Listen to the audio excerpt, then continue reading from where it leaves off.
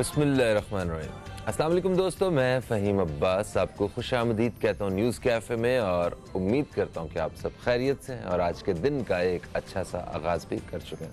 आज हम अपने प्रोग्राम में एक ऐसे मौज़ू पर बात करने वाले हैं कि जिस पे बात होना नहायत ही अहम है, और एक ऐसा मसला है जिसकी वजह से पूरी कौम इस वक्त परेशानी का सामना कर रही है, और ये मसला है गैस की बंदिश का मसला।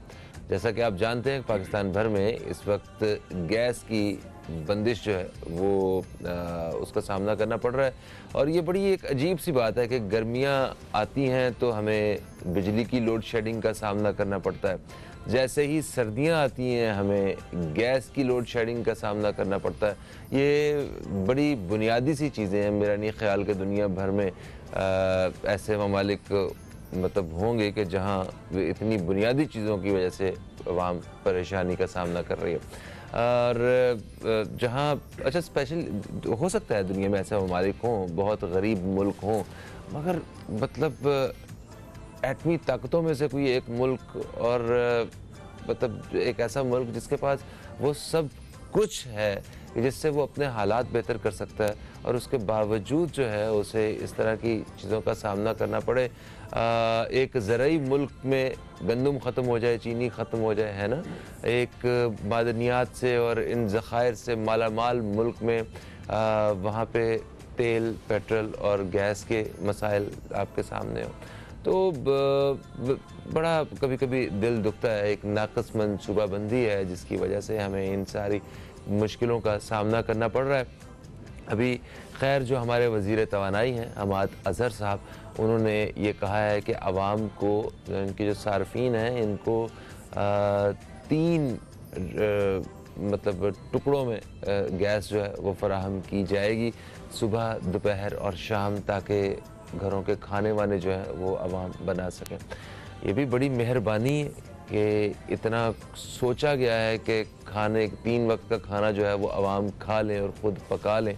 आवाम ने तंग आकर गैस की जो मसनूआत हैं उनको इस्तेमाल करना छोड़ दिया है। अगर वो गैस की जो प्रोडक्ट्स हैं गैस से चलने वाली, अगर वो इस्तेमाल करना छोड़ते हैं तो बिजली की तरफ आना पड़ेगा, और बिजली वो आपको पता है कि उस किस हद तक महंगी हो चुकी है हमारे, तो आवाम के लिए सिवाय मुश्किलात के कोई रास्ता नहीं। तो ये छोटी छोटी चीज़ें, ये छोटी छोटी बुनियादी सहूलतें, इनका फ़राहम होना इंतहाई ज़रूरी है। इसी हवाले से आज हम बात करेंगे, ख़ास तौर पे गैस की बंदिश के हवाले से। मेरे साथ स्टूडियो में मौजूद हैं सोशल वर्कर, तजियाकार जनाब शबीर शफ़क़त साहब। अस्सलामु अलैकुम, खुश आमदीद, कैसे हैं आप? माशाअल्लाह माशाअल्लाह। अच्छा, गैस की लोड शेडिंग के हवाले से मुझे ये बताइए कि क्या इस बार भी सर्दियों में मुश्किल होने वाली है, या इस बार सर्दियों में पहले से ज़्यादा मुश्किल होने वाली है? अब तो मेरा ख्याल है मुश्किल कोई लफ्ज़ ही नहीं रहा है। अगर कोई इसके आगे कोई स्पेरेटिव लफ्ज़ है तो उसकी बात हो जाए, ज़्यादा मुश्किल कर लेते। क्योंकि मसला ये है कि जो बंदे भी हैं, अहमद अज़हर साहब, आप उनको पूछें कि उनको जो है इस फील्ड के अंदर उनको कोई एक्सपीरियंस है।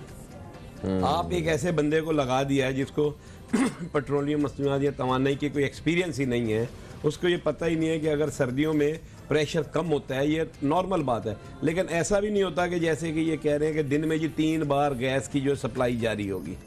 इसका मतलब ये है कि जहाँ एक कोरोना ने मारा लोगों को, बेरोजगारी ने मारा, महंगाई ने मारा, अब ये एक चौथी बीमारी लग गई है। अब जब गैस नहीं होगी तो मैं, आप यकीन करें कि ड्रिग रोड जैसे इलाके के अंदर मैंने लोगों को लकड़ियों पे खाना पकाते हुए देखे। और महमूदाबाद साइड में चले जाइए, आजमसी साइड पे, वहाँ लोगों में गैस आ ही नहीं रही, और लोगों ने गैस के सिलेंडर रखे हुए। अब आप मुझे बताएं, गैस के सिलेंडरों की जब मांग बढ़ेगी तो इसमें नाकस मटेरियल के सिलेंडर आएंगे, और फिर वहाँ जो है धमाके होंगे, लोगों की जानें, कीमती जाने जाएंगी, उसका जिम्मेदार कौन होगा? और ऐसा भी नहीं है कि आप, इससे कबल भी तो हो रहा था, ऐसा तो कभी भी नहीं था। जो चोर डाकू जिनको कह रहे थे उनके वक्त में तो ऐसा नहीं था कि दिन में 3 बार मिले। और जब आप 3 बार जब देंगे तो आप टाइम फिक्स कर देंगे, तो लोग सोएंगे कब? जब बिजली की लोड शेडिंग चल रही है, 2 बजे बिजली आ रही है, आप सोएंगे कब?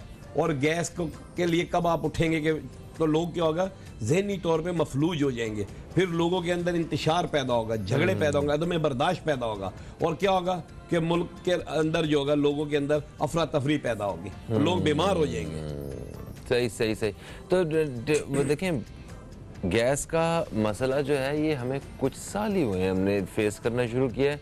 इससे पहले तो मतलब मुझे नहीं याद कि अपने बचपन में मैंने कभी देखा हो कि गैस की लोड शेडिंग होती है। तो ये अचानक से गैस ज़्यादा इस्तेमाल करना शुरू कर दी है हम लोगों ने, या हमारे पास वो जो गैस की मकदार है वो कम है, क्या मसला क्या है? मसला ये है, बिल्कुल बात समझ में सीधी आ रही है कि जब से ये हुकूमत है इसका एक ही विजन है कि लोगों को क्या है, आबादी को किसी तरह खत्म कर दिया जाए। नहीं देखिए, ये बात जो है ना, ये रीजनेबल बात नहीं है। हुकूमत क्यों चाहेगी लोगों को खत्म कर दे, और गैस उन्होंने स्टोर करके क्या करना है? मैं आपको बता रहा हूं, एक वक्फा ले लेते हैं, वक्फा ले लेते हैं।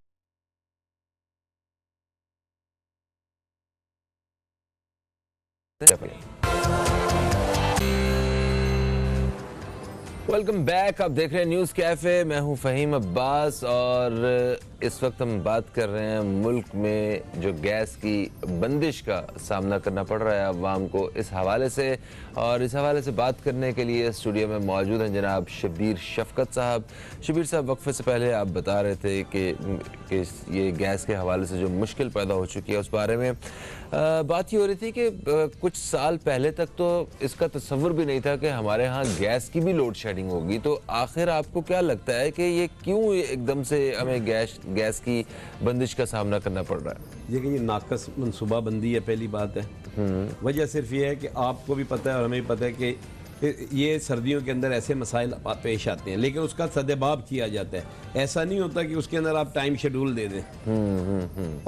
फर्स्ट टाइम ऐसा हो रहा है कि ये सिलसिला चला रहे हैं, और जहाँ से ये गैस आ रही है वहाँ ज़रूर है कि सर्दी की वजह से प्रेशर कम होता है, लेकिन उसका बंदोबस्त किया जाता है, उसके सिस्टम को ऐसा किया जाता है कि उसको थोड़े हीटअप होता रहे और सारा सिलसिला चलता रहे। ऐसा नहीं है कि आप 3 वक्त के शेड्यूल दे दें। अब आप मुझे, मैं आप सुबह नाश्ते के लिए जब बंदों को उठाएंगे, कौन है कि उस टाइम पे उठेगा? जब आप 2 बजे सोएंगे तो कितने बजे उठेंगे? और इसका मतलब ये है कि पूरे पाकिस्तान के अंदर लोग पत्थर के ज़माने में चले जाएंगे। आप देखें, जर्मन के अंदर मामूली महंगाई हुई पेट्रोल के ऊपर, लोग रोडों पे गाड़ियां छोड़ के चले गए, और गवर्नमेंट को अब वापस कीमतों पे आना पड़ा। यहाँ देख कितनी बड़ी बात है कि आप जब गैस करेंगे और बिल आपको पूरे आएंगे, बेशक लोड शेडिंग हो। सर, ईरान में अंडे महंगे होते हैं और लोग सड़कों पे आ जाते हैं, क्योंकि महंगाई का बड़ा डायरेक्टली वास्ता है अवाम के साथ, चीज़ों की कीमतों के साथ।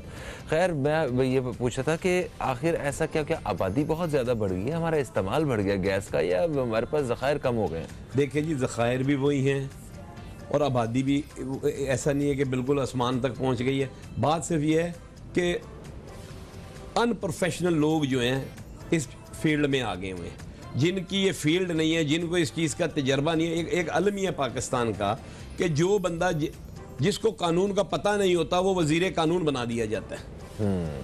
हर मुल्क के अंदर ये होता है कि जो बंदा जिस फील्ड का माहिर होता है उसको वो वजारत दी जाती है। सही है। और वो कैपेबल होता है और वो जो है उसको बेहतर तौर पे मैनेज करता है। अब हमाद अजहर साहब जो हैं, उनको मुझे बताएं कि इस चीज़ तवानाई का वजीर बनाए, उनको इस चीज़ का क्या एक्सपीरियंस है, उनका क्या उनकी कैपेबिलिटी है कि वो इस बुरहान को रोक सकें, कंट्रोल कर सकें।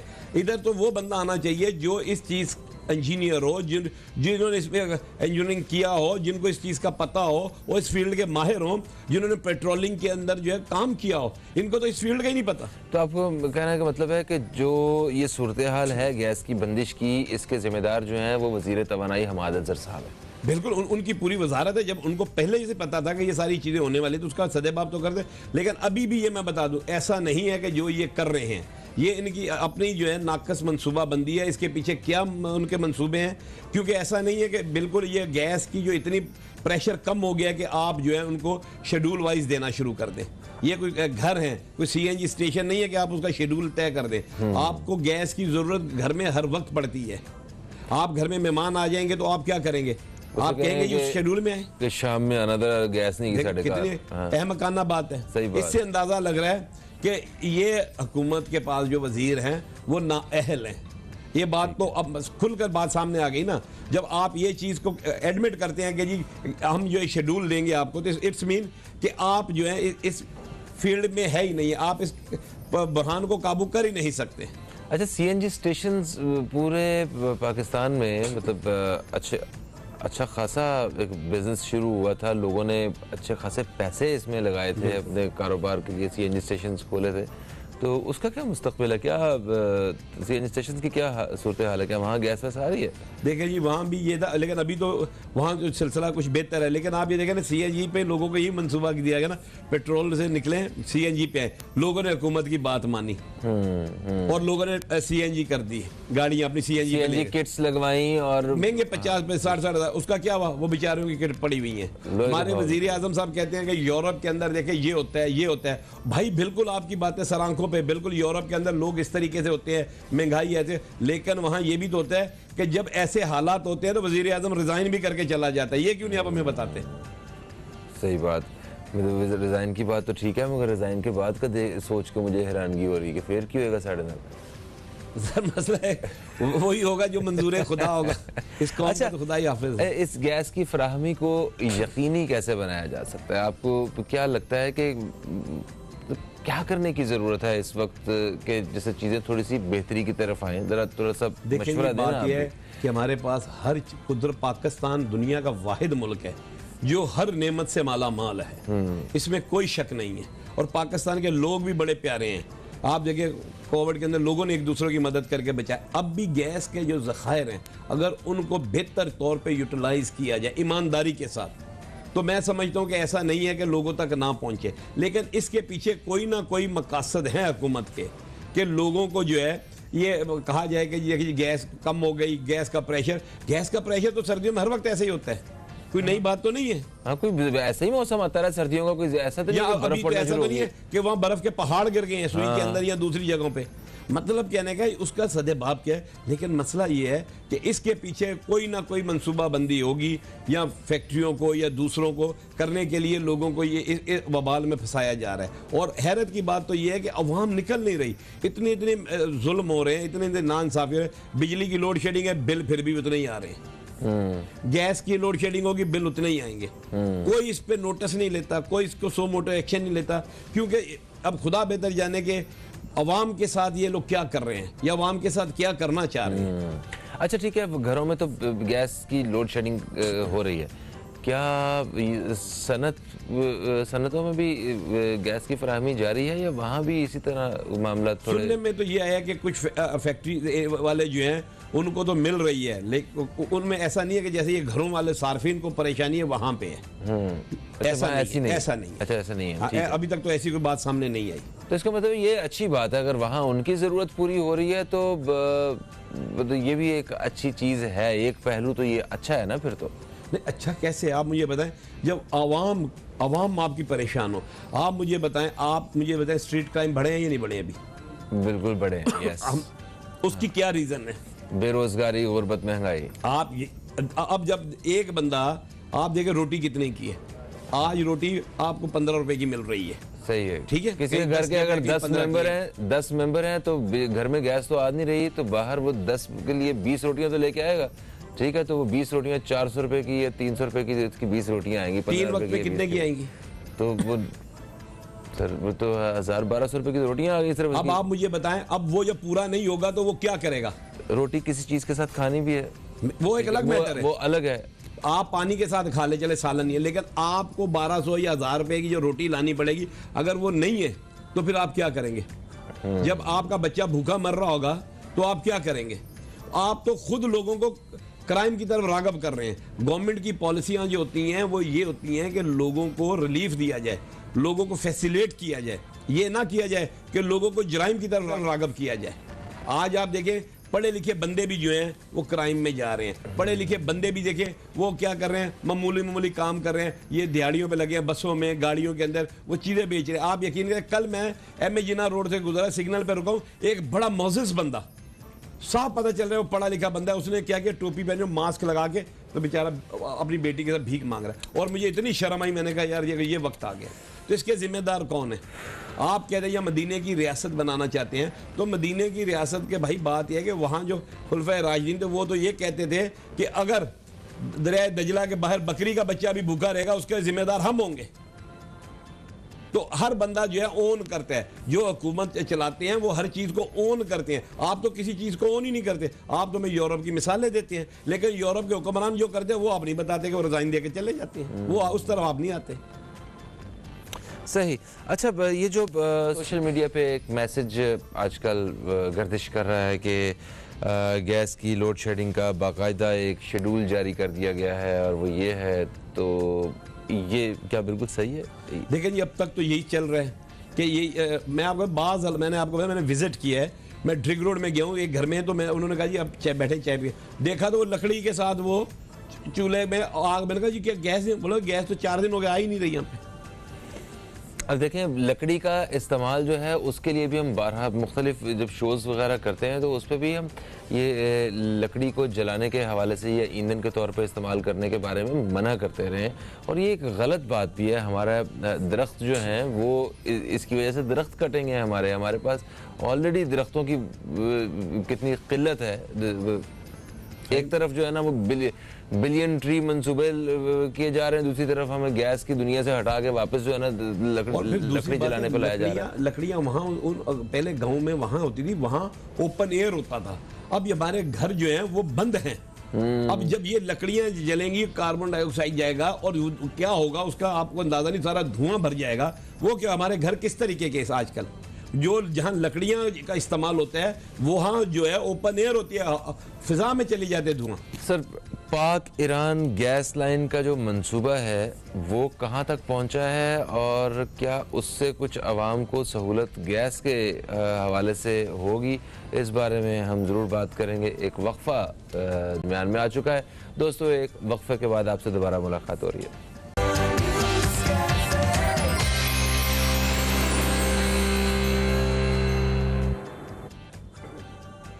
वेलकम बैक, आप देख रहे हैं न्यूज़ कैफ़े। मैं हूं फ़हीम अब्बास और न्यूज़ कैफ़े में आज हम मुल्क में घरेलू सार्फिन को गैस की बंदिश का जो सामना हो रहा है इस हवाले से हम बात कर रहे हैं। शबीर शफकत साहब हमारे साथ स्टूडियो में मौजूद हैं। शबीर शफकत साहब, वक्फे से पहले हम ये बात कर रहे थे कि पाक ईरान गैस लाइन का भी एक मंसूबा हम सुन रहे थे, वो कहाँ पे है और कहाँ तक पहुँचा हुआ है? ज़रा इस बारे में तो बताइए, और उससे आवाम के कितने मसाइल हल होने की तवक्को है, ज़रा ये भी बताइएगा। देखिए, वो तो मंसूबा जो अभी तक तो ये है कि स्टक ऑफ है, वो मंसूबा वही रुका है। लेकिन मसला ये है, आप कह रहे हैं कि जी वो मंसूबे से हमें क्या फ़ायदा? हमें तो यही बताया था कि जब ये मंसूबा कामयाब होगा गैस की कोई प्रॉब्लम ही नहीं होगी। मैं कहता हूं कि हमारे पास गैस के इतने ज़खायर हैं कि हमें वैसे भी प्रॉब्लम नहीं होगी अगर उसकी तकसीम जो है मुनसिफाना हो जाए। अभी आपने अपने इंट्रो के अंदर कहा था कि ये ज़र्री मुल्क है लेकिन हमें गंदम भी जो है बाहर से इंपोर्ट करनी पड़ रही है, तो ये नाकस मंसूबाबंदी ही है। ये है ना। हाँ। अब आप देखें, चीनी की हमारे पास मिलें हैं, हम वो भी इंपोर्ट कर रहे हैं। देखें ना जरा। तो अब आप मुझे बताएं कि अगर गैस आप ईरान से भी ले लें, आप दुनिया से भी ले लें, फिर भी आपके यही मसले होंगे। हाँ, क्योंकि आपके पास विजन नहीं है और आपके ऊपर चेक एंड बैलेंस कोई नहीं है। अच्छा, तो हमारे तकसीम के असल मसले हैं, सारा मकसद तो यही है।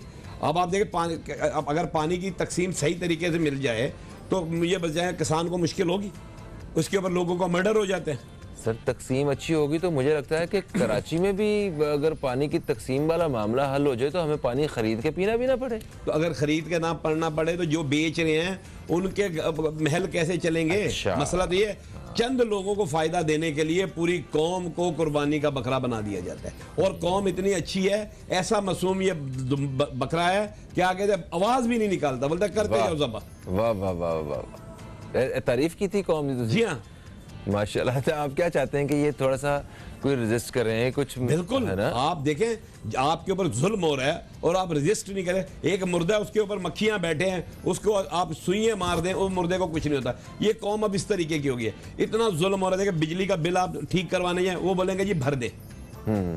आपको ये नहीं कहेंगे। मैं आपको तो मेरे घर का बिल जो था 3 से 4 हज़ार आ रहा था, आज मेरे घर का बिल 18 हज़ार आ रहा है मंथली। ये इन्होंने मीटर लगा दिए। और जब उनको कहते हैं तो कहते हैं जी आप भर दें। अब भर दें भाई, अब कितना भर दें? अब आप बताएं, आपकी आमदन अगर एक बंदे की एक घर में 20 हज़ार है और 18 हज़ार वो बिजली का बिल दे देगा, और 300 रुपये हमारे गैस का बिल आता था, वो आज 1600 बिल आ रहा है। अब आप बताएं, हम पाकिस्तान की अवाम जो है गैस और बिजली के बिल भरने के लिए कमाए बस, और उसके साथ साथ सेहत और तालीम पे अलग पैसे लग रहे हैं, और महंगाई चीज़ें, हर चीज़ की कीमत जो है वो भी दुगनी के करीब हो चुकी है। और क्या आमदनी भी दुगनी तिगनी हुई है? आमदन तो आपके सामने है। अब आप एक और मसला है कि हम दवाइयाँ तो ले रहे हैं महंगी, लेकिन दवाइयाँ भी हमें एक नंबर नहीं मिल रही। एक अलमी कौम के साथ कितना बड़ा जुल्म हो रहा है। आप देखें, दुनिया में कोई हुक्मरान जो है अपनी कौम के साथ ऐसा जुल्म नहीं करते जो हमारे साथ हो रहा है। हम दवाई भी महंगी खरीदने के लिए तैयार हैं, लेकिन दवाई भी हमें एक नंबर नहीं मिल रही। मखसूस मेडिकल स्टोर हैं जहां से आपको एक नंबर मेडिकल की दवाइयां जो है मेडिसिन मिलेगी, वरना आपको वो 2 नंबर मिल रही है। और गवर्नमेंट को भी पता है, ये नहीं है कि गवर्नमेंट को नहीं पता। जो बंदे बैठे, मैं बता रहा हूँ कि चेक एंड बैलेंस नहीं है। जो बंदे ऐसी हरकतें कर रहे हैं आप उनको लटका दें, लेकिन वो आपके अपने हैं, उनके जरिए तो आपके किचन चल रहे हैं।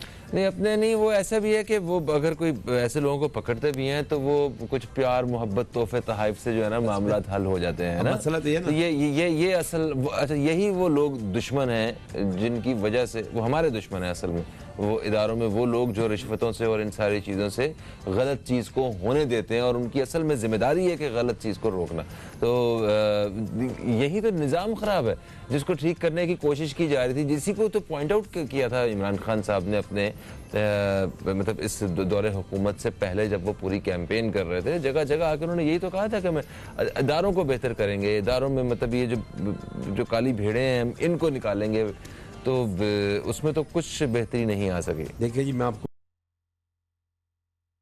बताऊं कि हज़रत ईसा अलैहिस्सलाम के पास एक मजमे में एक औरत को लेके आए, कहा जी उस्ताद ये औरत ऐन ज़िना पे पकड़ी गई है, तो शरीयत के हिसाब से इसको संसार किया जाए। तो हज़रत ईसा ने कहा बिल्कुल सही है, शरीयत में यही लिखा हुआ है। तो ऐसा करें कि इसको वो पत्थर मारे जिसने कभी गुनाह नहीं किया। तो सारे लोग चले गए।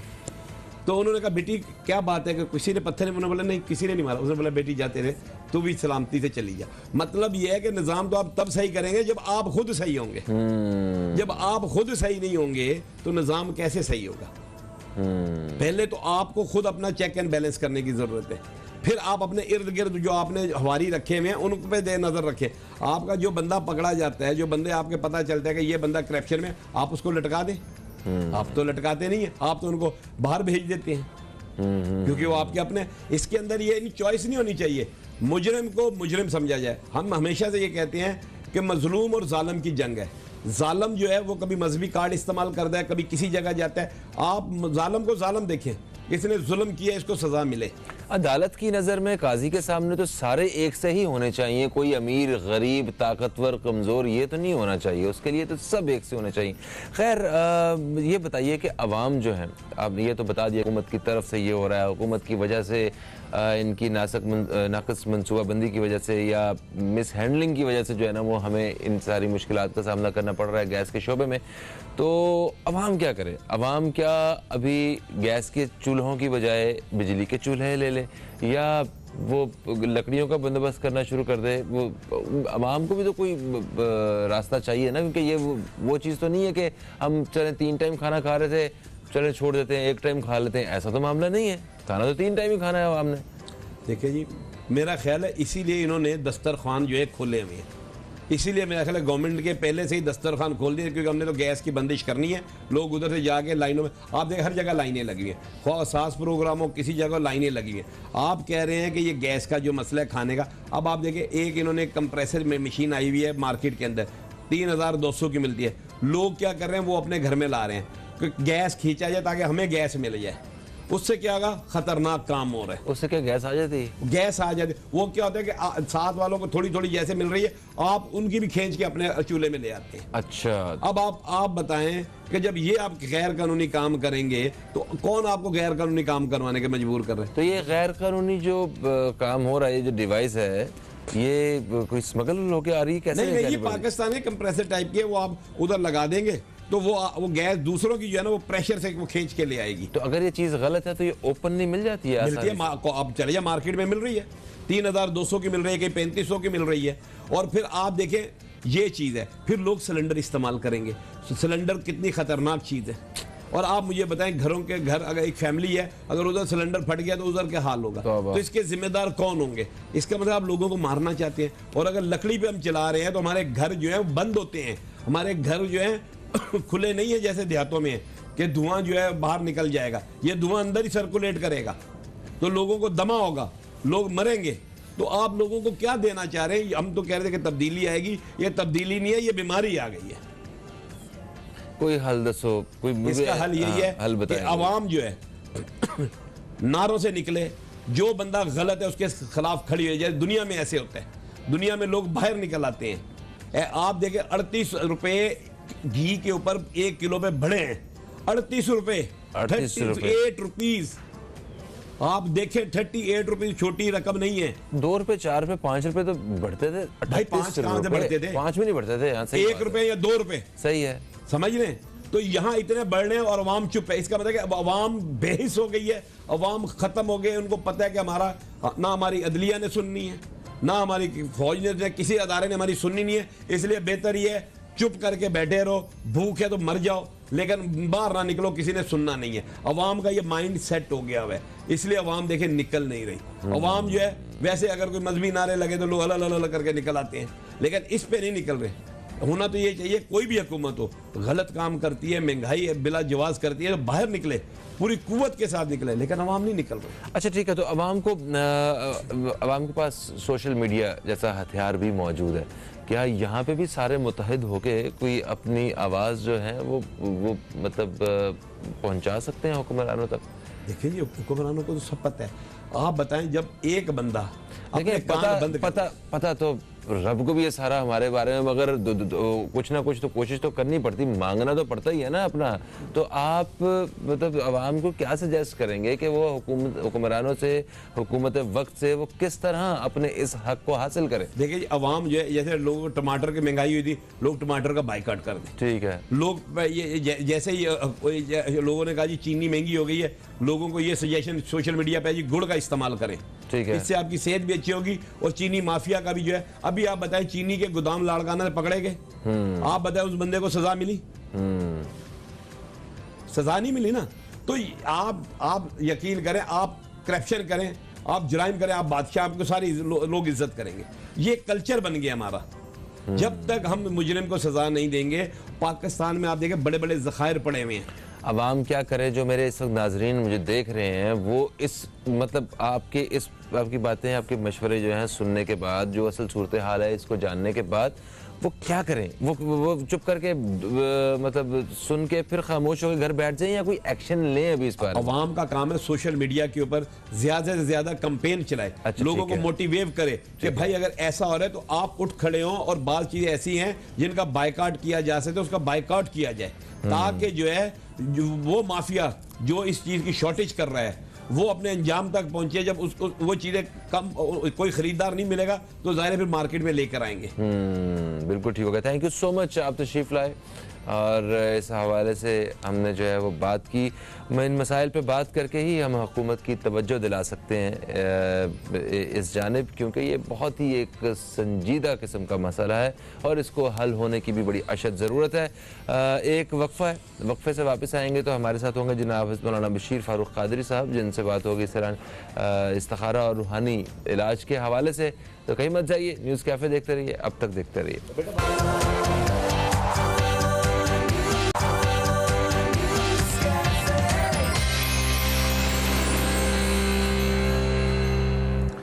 वेलकम बैक, आप देख रहे हैं न्यूज़ कैफ़े, मैं हूं फ़हीम अब्बास। और वक्फे के बाद जिस इंतज़ार के बाद मेरी और आपकी मुलाकात हो रही है, एक्चुअली सूरत हाल कुछ ऐसे थोड़ी सी मुख्तलिफ है। बशीर फ़ारूकी साहब जुमेरात और जुमे के रोज़ हमारे साथ प्रोग्राम के दूसरे हिस्से में मौजूद होते हैं और अभी भी उन्हें मौजूद होना था हमारे साथ, बट वो बगदाद शरीफ में थे, तो हमें पता चला है कि उनकी फ़्लाइट जो है वो थोड़ी सी लेट हुई है, जिसकी वजह से वो पाकिस्तान नहीं पहुँच सके हैं।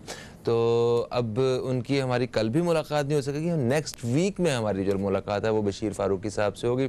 तो जो उनके पसंद करने वाले हैं, जो उनकी मौजूदगी का फ़ायदा उठाते हैं, हमें कॉल करते हैं, अपने सवालात पूछते हैं, तो उनके सवालात जो हैं वो अगले हफ्ते तक थोड़े से डिले में आ गए। तो आपसे इजाज़त का वक्त हो गया। कल हम शो करेंगे, कल मुख्तलिफ बड़े अच्छे मौज़ूआत का इंतखाब किया हुआ है मेरी टीम ने, कल उस हवाले से बात होगी। तो मैं आप दोस्तों को सिर्फ जाते जाते एक दरख्वास्त और करना चाहता हूँ, वो ये कि कल हमारे जो गुजरा हुआ कल है, उसमें हमारे एक कुलीग यासिर सदीकी, उनका इंतकाल हुआ है। तो मैं चाहूँगा कि आप सब लोग उनकी मग़फ़रत के लिए और उनकी दर्जात की बुलंदी के लिए ज़रूर दुआ कीजिएगा। अभी फ़हीम अब्बास को और न्यूज़ कैफ़े की टीम को दें इजाज़त। आपसे इंशाअल्लाह कल मुलाकात होती है। कल तक के लिए खुदा हाफ़िज़। पाकिस्तान ज़िंदाबाद।